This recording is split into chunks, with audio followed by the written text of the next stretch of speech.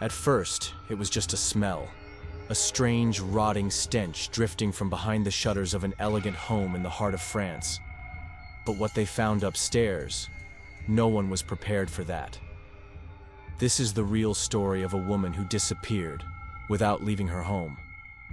What happened to Blanche Monnier will disturb you, but what she did next will leave you speechless. Watch until the end, because the truth was buried behind silence. Poitiers, France, May 1901. A letter arrives on the desk of the Attorney General, anonymous, handwritten. It reads, "There is a woman locked in the Monnier house, starving, living in filth, for many years." At first, officials laugh it off. The Monnier family are royalty in this small city. Madame Monnier is a widow, respected and adored in high society. Her late husband was a former dean of the university. Her son Marcel, a prominent lawyer. Her daughter Blanche, dead, as far as the world knew. She had disappeared 25 years ago, faded from memory. Still, something about the note is too precise. Investigators decide to knock. They arrive at 21 Rue de la Visitation, a grand stone house framed by blooming ivy and iron gates.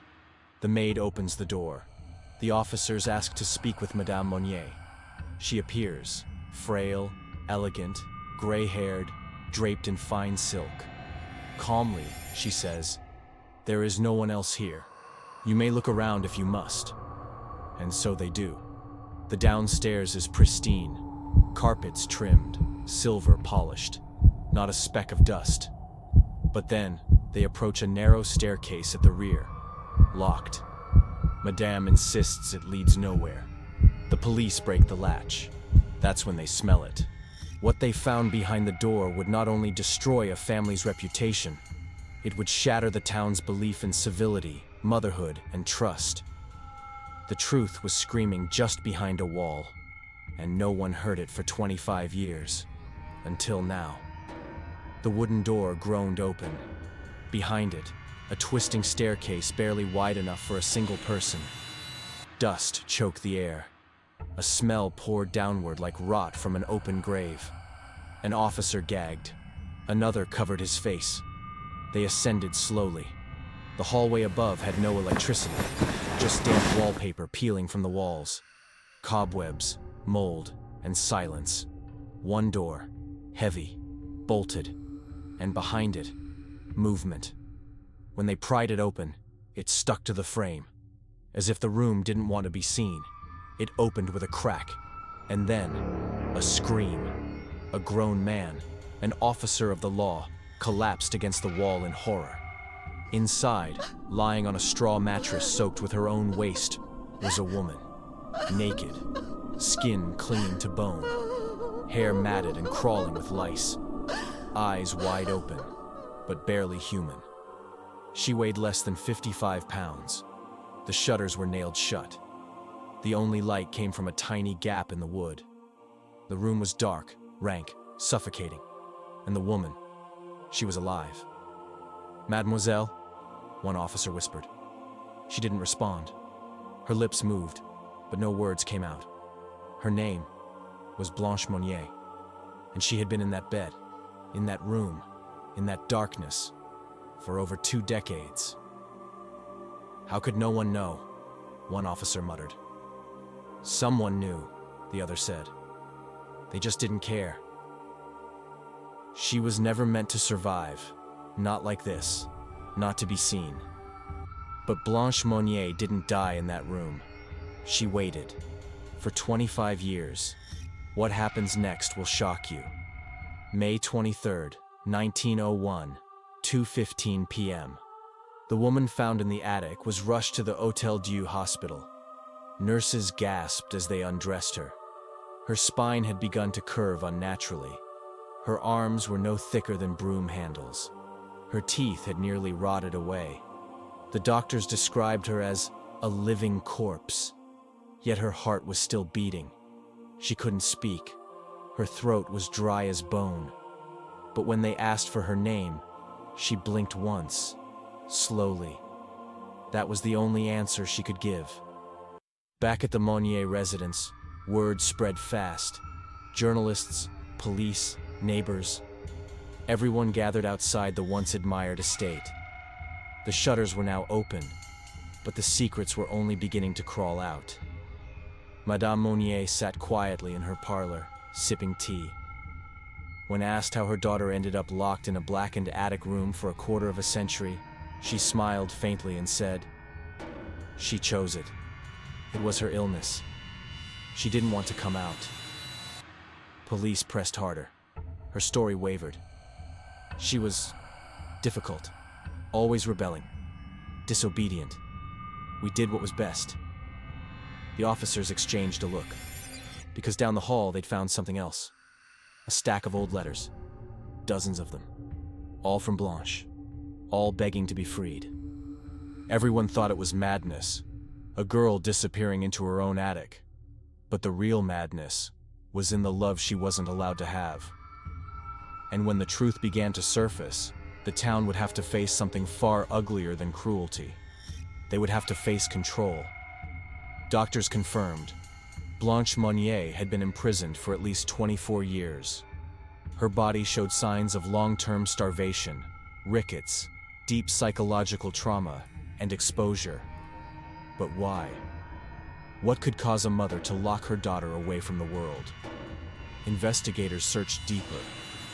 In a drawer in Blanche's childhood writing desk, they found letters, old, cracked, and tear-stained. Love letters. Not from a stranger, but from a man named Emile Bryan, a lawyer, a Republican, a man of modest means, and one enormous flaw, according to Madame Monnier. He was beneath her, a disgrace to our name. He had no status, no money, no family worth mentioning. Blanche was 25 when she fell in love with him. Her mother forbade the relationship, but Blanche refused. She had planned to elope. That same month, she disappeared. Madame Monnier told friends her daughter had gone to stay in the countryside to recover from nerves. No one questioned it. No one demanded to see Blanche, because in 19th century France, a mother's word was law. For over 2 decades, Blanche lay imprisoned in the dark, while her brother dined just 2 floors below. What he knew, and what he denied, would turn outrage into national horror. The Monnier family was falling apart, but some secrets were still locked behind silence. May 25th, 1901. 2 days after Blanche's rescue, the streets of Poitiers were flooded with reporters. The house at Rue de la Visitation had become a spectacle, a once untouchable family, now stripped of its reputation. Inside, Marcel Monnier, Blanche's brother, was being questioned. He was calm. Too calm.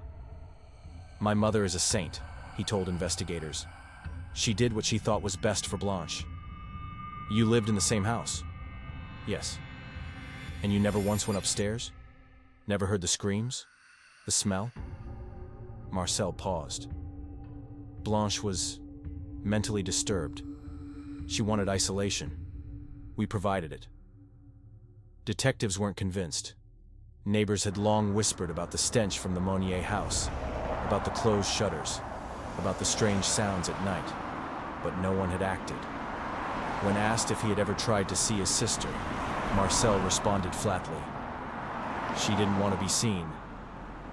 Then why were her letters begging for help? They showed him one. His hands trembled. The woman at the center of it all, who ruled the house, the silence, and the darkness, would never stand trial. What she took with her would never be recovered. But what Blanche said in her first full sentence changed everything. May 26th, 1901, dawn. Madame Louise Monnier awoke complaining of headaches and nausea. By evening, she was dead.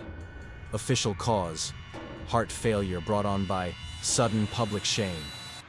But few saw it as coincidence. She had kept Blanche hidden for 24 years. Now, just 3 days after discovery, she was gone. When the news reached the hospital, Blanche reportedly did not react. She stared forward, blankly. Nurses thought she didn't understand. But that night, just before sleep, she whispered. She said the world forgot me. It was the first sentence she'd spoken. Over the next few days, more words followed. Fragments, scattered memories of the dark, of voices through floorboards, of food slid under the door. I dreamed of the sun, every day, but it never came. When asked why she'd been locked away, Blanche only said, "Because I loved wrong, and I disobeyed." Meanwhile, her brother Marcel was arrested. The charges: complicity, false imprisonment, and failure to assist a person in danger. He protested his innocence until the end, but the court saw otherwise. One line from a neighbor sealed his fate. I saw him carry food to the attic, not once, but for years. When the story broke, it didn't just shake a town. It cracked the mask of a nation. A woman locked away for love, a family of silence, and a world that didn't want to hear the truth. Until now. June 1901. Every major newspaper in France printed the same image on the front page. A pale, skeletal woman lying in a hospital bed, her eyes hollow, her hands trembling. The caption read, "Blanche Monnier, the secret prisoner of Poitiers." The public reaction was immediate, furious. Protesters gathered outside the former Monnier estate with signs and stones. "Justice for Blanche" echoed through the narrow streets. In Paris, students staged readings of her letters in cafes. Artists sketched her emaciated face on posters. Poets called her La Martyre du Silence, the martyr of silence. Questions poured in. How did no one notice? How could a respected family imprison their own daughter? What other families had secrets just like this? A judge ordered a second investigation, not into the family, but into the authorities. Why were complaints ignored? One man came forward, a retired postman. He swore that letters addressed to Blanche had been returned to sender, with "deceased" scrawled across the envelope. They lied to everyone, he said, even the mail. Marcel Monnier's trial date was set for October, but rumors were already swirling. Some said he wasn't just complicit, he had been in charge. They said it was one woman's madness, one family's shame. But what if the silence went further? Because as investigators kept digging, they found something else. People who knew, and chose to look away. August 1901. The second investigation uncovered something the public wasn't ready to hear. Multiple people had known. The maid, hired in 1890, testified under oath. "I never went up. I was told it was Madame's sewing room. But sometimes I heard things. Crying. Scratching. A voice." She had once asked Marcel about it. He told me if I valued my job, I would never mention that again. Another neighbor, a seamstress who lived across the alley, reported seeing shadows moving behind the attic shutters at night. She said she told the police in 1896. They said I was imagining things. One former family friend, an elderly doctor, came forward and admitted he had once been summoned to the house when Blanche fell ill. He was brought to a room, not upstairs, but adjacent, and told to wait. He was never allowed to see the patient. Now I realize I was being kept away. All these testimonies led to one terrifying conclusion. It wasn't just a prison. It was an open secret. An invisible conspiracy of fear, control, and silence. Marcel claimed innocence. But when asked about the letters, why they were hidden, why Blanche's voice was erased, he refused to answer. He sat in his cell, silent, just like the house he helped protect. The trial wasn't just about guilt. It was about silence. How long it had lasted, how deep it had gone, and who had the courage to finally break it. When Blanche Monnier entered the courtroom, every sound stopped. And then, she spoke. October 7th, 1901. Poitiers, Criminal Court. The room was overflowing. Journalists, students, housewives, men in uniforms, strangers from other cities. They all came for one thing: to see the woman from the attic. Blanche was led in slowly, flanked by two nurses.